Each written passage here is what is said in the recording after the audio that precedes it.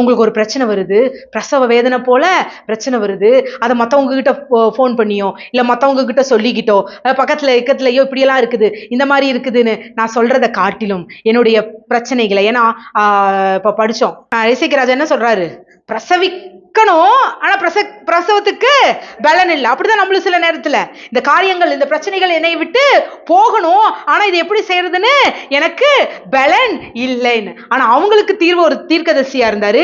இன்னைக்கு உங்களுக்குள்ள தீர்வு உங்களுக்குள்ளேயே இருக்கிறார்.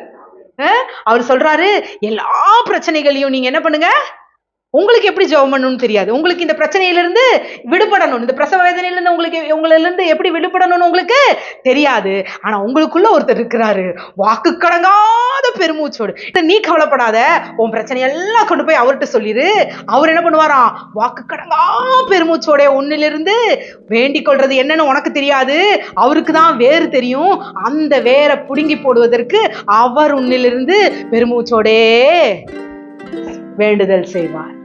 ஆமென்.